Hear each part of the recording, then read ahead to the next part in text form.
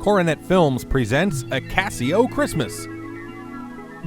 A long, long time ago, when my grandfather was just a boy, his home was a little cabin in a beautiful, secluded place called Cozy Valley. Property of Exxon. He had a favorite story about the animals in the valley. It was more of a recipe than a story about Doc Owl, that wise old bird, and Rowdy the Crow, that noisy one.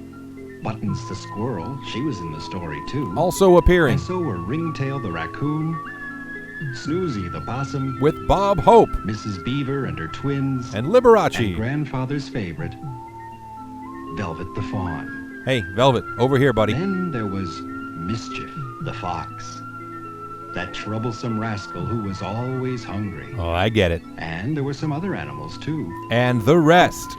Let me tell you the whole story, just the way my grandfather used to tell it to me about the animals of Cozy Valley. I think I'm drunk enough. He called his story, How the Animals Discovered Christmas. Oh, it's the crummy revised version. It was a clear, star-bright night, the enchanting night before Christmas, and all was quiet in our valley. Too quiet. Old Doc Owl was taking a nap in his oak tree when he heard something and asked his favorite question. ¿Por qué?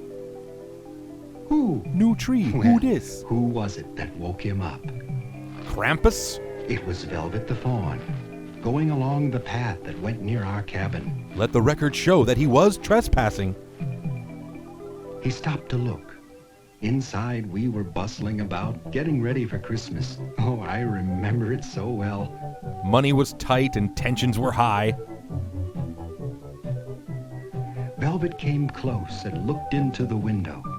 He saw me decorating the tree. But of course, he'd never seen a Christmas tree before, with lights and ornaments. Slowly rotting. Then I happened to notice him. When he saw I was watching him, he bounded away. He recognized me from Dateline NBC. He kept running till he reached his favorite hideaway in the spruce trees. He was about to lie down when... The animator bailed. What was that? Someone watching a real Christmas movie? A bird? Oh. A bluebird. What was he doing in our valley in the winter? He should have flown south. With his own kind. But then Velvet could see that this bluebird had a broken wing. Very gently, he lifted the bluebird up. Ow, stop being so gentle. Away they went. Velvet headed for the oak tree where old Doc Owl lived. He'll pay top dollar for blue feathers. Who? Well, it was a bluebird, that's who, and he needed help. So Doc Owl said he'd spread the news. He made a vague Facebook post. Down he flew to the home of Buttons the squirrel. Who? No soliciting, thank you. That woke her up. Doc Owl said, We've got an injured bluebird and need some help. Sign our petition. Buttons agreed to get the other animals, and Doc Owl said he'd watch over the bluebird. Doc kept the bluebird warm, while Buttons went to wake up the rest of the animals. You'd think animals would have more respect for the hibernation process. She pulled Scamper the rabbit out of his hole under the old oak. Then she scurried over to get Snoozy the possum. Is this Okie Finoki? Buttons pummeled and pressed.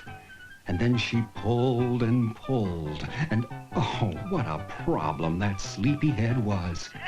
Finally, Buttons pushed. And that did it. Don't! Meanwhile, Scamper the rabbit raced to the old stone fence to get Ringtail the raccoon. Scamper explained about the bluebird with the broken wing. Would Ringtail help? Ooh, sorry, I have this thing. Ringtail would come. Hey, that's not what I said. Scamper's next stop was Mrs. Beaver's house on the frozen pond. We knew she had lots of painkillers. Mrs. Beaver said she'd help, but she'd have to bring her twins, too. Which turned into a whole thing, but whatever. On his way back, Scamper took the path that went by our cabin. It's the only path, okay? And I know he saw our tree and heard our Christmas music. And I know it was him who called the cops. Meanwhile, Buttons was on her way to call Rowdy the Crow, when suddenly, there was Mischief the Fox. Hi! If only Buttons could reach a tree. Yeah, the danger's palpable. Just then, Rowdy began calling to attract Mischief. Mischief jumped and missed. Take our word for it.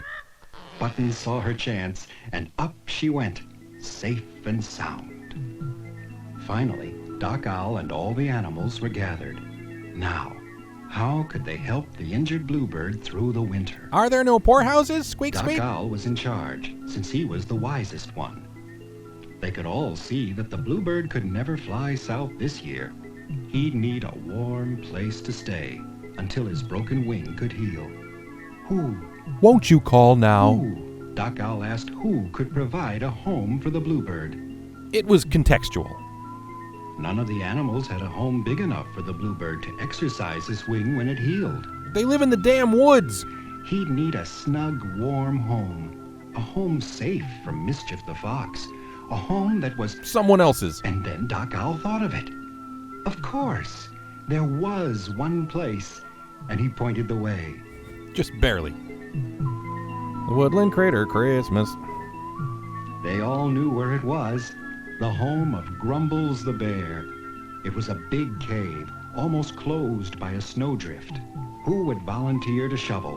Who? Doc Owl's a real delegator. Who? I'll do it, said Mrs. Beaver. With my tail. Show off. The twins helped too, and pretty soon they could hear Grumbles snoring. It was the last thing they'd ever They hear. had to wake him up so they could explain about the bluebird and his broken wing. Why are they scared of the fox but not the bear? Grumbles said he'd be willing to let the bluebird share his warm cave until spring. For 1 month's rent plus Could they deposit. use this handkerchief as a bandage? Grumbles had found it one day while picking berries. TMI, but Yes, thanks. They could use that. And in a little while, the bluebird's wing was carefully wrapped. He tried to sing a song of thanks, but... He just wasn't into it. And so, very quietly, old Doc Owl led the animals out of Grumbles' cave. Dinner time is a private affair. Now he suggested they should gather some food for the bluebird and something for him to sleep on. So, that is what they did. Eventually. Velvet uncovered some soft moss for the bluebird's bed. That's not moss. Scamper got the carrots he had saved. Sure, I'll eat next year, I guess. Whatever. Buttons had some sweet hazelnuts. From the Nutella farm up the hill. Rowdy brought his dried sunflower seeds. That look just like daisies. And Snoozy dug out some dried apples. Ooh, roofied the possum. Mrs. Beaver bit off some purple dogwood berries. They're real. Google it. And Ringtail brought 2 sweet potatoes. They were putting their food near a little tree near Grumbles' cave when Scamper looked at the tree and remembered something. Birds are delicious. Why not hang the food where the bluebird would see it on the tree, like the one he'd seen in our cabin? But, nicer. Soon they were hanging up their gifts, making a game of it. I just scored 1,000,000 points. I win, you jerks. Oh, my ears. And in no time at all, they had added bittersweet berries the color of flame, Great. the dried sunflowers, and all the other gifts. Festive. The Beaver twins had brought some icicles, and there in the moonlight, the little tree gleamed. I never thought it was such a bad little tree, etc. But now it was late, and they were tired. Doc suggested that they turn in and come back in the morning to show the bluebird what they had done. And to bill him at an exorbitant rate for materials and labor. Ooh, warped. On his way home, Velvet went bounding along the path that passed near our cabin when he heard something. We were still arguing about the election. There. Reindeer. Reindeer. Reindeer? Much like Velvet himself. But magical and enslaved. They were harnessed to a beautiful red sleigh filled with toys and packages. Pogs and crazy The straws and reindeer told whoppers. Velvet it was Christmas Eve, that wondrous night when people exchange gifts to show their love for one another. Man, they got to Anyway, you. Just as they were getting better acquainted, Cool it, it's the man. Velvet didn't wait to see more. When he reached his hideaway, he heard the little bells again. And there above him were the reindeer and sleigh. I have a lawyer from Amblin on the phone. Anyway, it was still hunting season. It was early Christmas morning, and the tree near Grumble's cave sparkled in the morning light. It was time to call the bluebird. Sure, Doc. Don't put yourself out. I'll do it. Right behind the bluebird was Grumbles. He was still sleepy, until he saw the gifts on the tree. Then he was offended. He's Jewish. Then Mrs. Beaver offered the bluebird her flat tail as a sled. It was kind of weird, but she's nice enough. Around the tree she pulled him. All the animals were delighted to see how happy the bluebird was. Bunch of bleeding heart critters. In fact, they were all having so much fun, they didn't notice Mischief the fox, but he saw them. There they are. What would he do? None of the animals moved. I thought they didn't But notice him. Mischief looked so thin and hungry that Grumbles decided to offer him a sweet potato that Ringtail had brought. Before eating him. No one had ever offered Mischief anything before. He was so surprised that he actually smiled. And the animals of Cozy Valley smiled back. After Mischief gobbled up the sweet potato that Christmas morning, Gulp. somehow he didn't feel like being mischievous anymore. In fact, he felt While quite they were frisky, all busy apparently. making friends and looking at the gifts on the tree, the bluebird had hopped off Mrs. Beaver's tail. And then they saw him, hopping up to the very top of the tree. He had only one way to show his thankfulness. Used Dunkin' Donuts gift cards with unknown balances.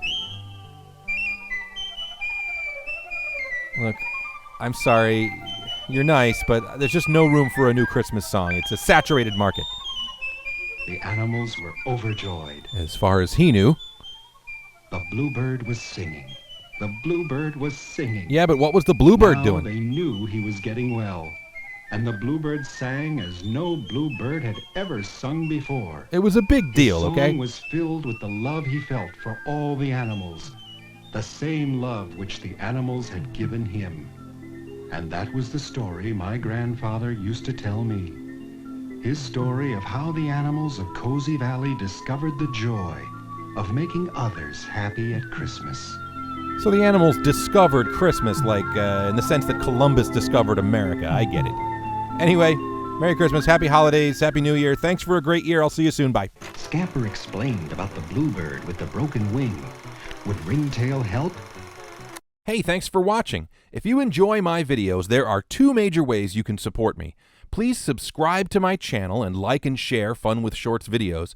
And please consider a small pledge to my Patreon campaign, where you can see new riffs first and get exclusive patron-only videos. Thanks for watching, and I'll see you again real soon.